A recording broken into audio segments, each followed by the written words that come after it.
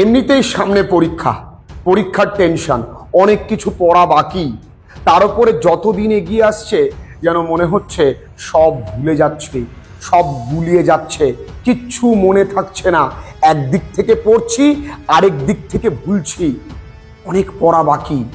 এভাবে যদি চলতে থাকে তো মনে হয় যে আমি হচ্ছে পৃথিবীর সেরা বোকা, আগামী পৃথিবীর বোকাতে নোবেলটা হয়তো আমায় দেবে।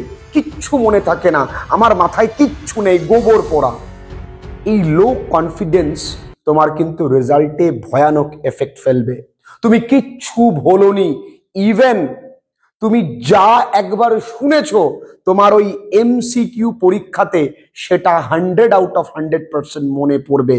শুধু কাজ একটাই, সেই জিনিসগুলোকে, তোমার পাঠ্যগুলোকে একবার পড়ে নেওয়া, তোমার নোটসটাকে একবার পড়ে এবং শুনে, শুধু মুখ বুঝে পড়ে বাবা মাকে দেখানো বা আদব কায়দা করা নয়, প্রত্যেকটা পড়তে হবে, প্রত্যেকটা লাইন, প্রত্যেকটা নোটস, এবং শুনতে হবে। দুটো কাজ করো, তাহলে তুমি ভুলে যাচ্ছ।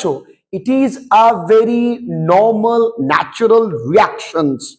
তুমি পড়বে, তুমি ভুলবে, কিন্তু তোমার ব্রেন থেকে মুছে যাবে না। যখন ওই কোশ্চেনটা তোমার চোখের সামনে আসবে, অপশনগুলো চোখে পড়বে, তোমার ব্রেন ঠিক সঠিক উত্তরটাই অ্যাক্টিভেট হবে, তুমি বুঝতে পারবে হ্যাঁ এই কথাটা আমি পড়েছি। সুতরাং তুমি কিচ্ছু ভুলছো না, ভয় পাবার কোনো কারণ নেই।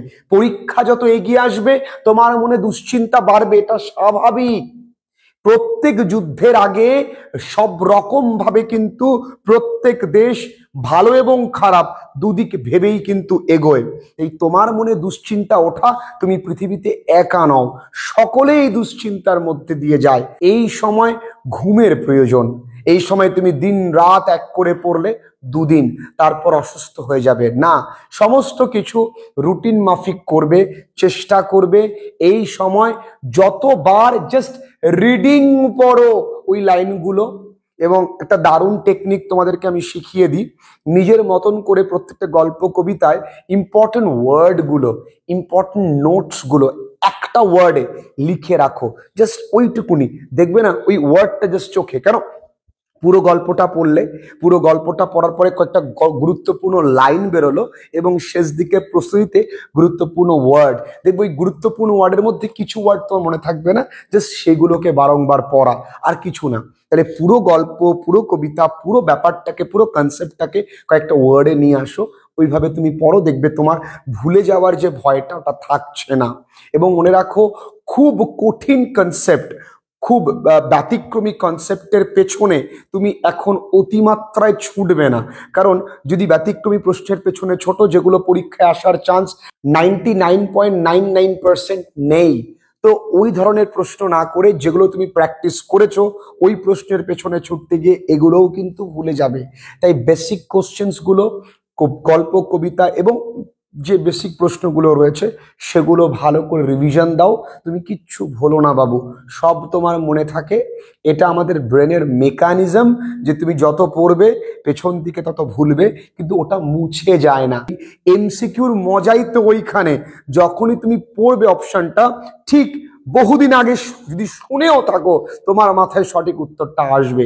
এখানেই মজা, এখানেই বলা হয় যে পড়ার সঙ্গে টাচটুকু দরকার। তাই আমি প্রত্যেকবার স্টুডেন্টদেরকে বলি যে তোমরা যারা রেগুলারলি ক্লাসেস করতে পারবে, যেমন তোমাদের আগামী সেমের তোমাদের ডেসক্রিপটিভ ইংলিশে আমরা পরীক্ষা শেষ কদিন পরেই কিন্তু ক্লাসেস স্টার্ট করে দেব।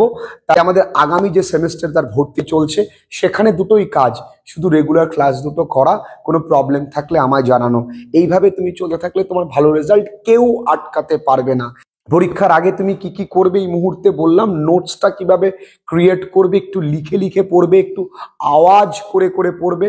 ঘুমের প্রয়োজন, ব্রেনের মানসিক রেস্টের প্রয়োজন আছে। চেষ্টা করবে একটু মেডিটেশন প্র্যাকটিস করা, কিছু না 5 মিনিট। বড় বড় সেলিব্রিটিজরা, বড় বড় ফেমাস পার্সোনালিটিরা তারা কিন্তু মেডিটেশন প্র্যাকটিস করে। চেষ্টা করবে ভ্রামারি প্র্যাকটিস করতে।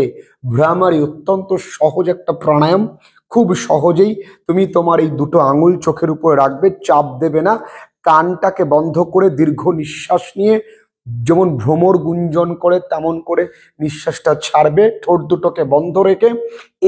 এটা ব্রেনের অ্যাক্টিভেশনে ভীষণ সাহায্য করে। নিজের প্রতি আত্মবিশ্বাস রাখো, উপরওয়ালার প্রতি ভরসা রাখো, তোমার পরীক্ষা ভালো হবেই। আরও একটা জিনিস শেষে বলবো, অ্যাফার্মেশন নিতে ভুলো না। প্রতিদিন রাত্রেবেলায় ঘুমোতে যাবার আগে তোমার কাঙ্ক্ষিত একটু বেশি চাওয়া নিয়েই তুমি অ্যাফার্মেশন নেবে।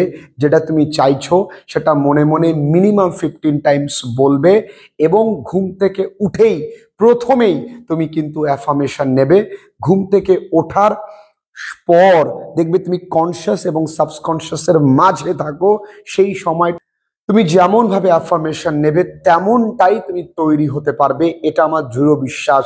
কারণ আমাদের ব্রেন কোনো কিছু বোঝে না, আমরা ব্রেনকে যা সিগন্যাল দিই ব্রেন সেইভাবে আমাদের বডি মেকানিজম আমাদের সমস্ত কিছু তৈরি করে দেয়, আমাদের ভাগ্য ইভেন নির্ধারিত হয়। তো সিম্পল জিনিস, একদম ভয় পাবে না, ভীষণ ভালো হবে তোমাদের প্রত্যেকের পরীক্ষা। এই কটা ছোট্ট ছোট্ট দিকগুলো খেয়াল রেখো, এবং আগামী ক্লাসের জন্য, আগামী সেমিস্টারের জন্য দারুণ করে পড়াশোনা শুরু করতে হবে।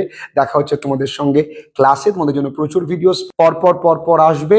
তোমরা কিন্তু প্রত্যেকটা ভিডিও এত ভালোবাসা দিচ্ছ, তার জন্য অনেক অনেক ধন্যবাদ।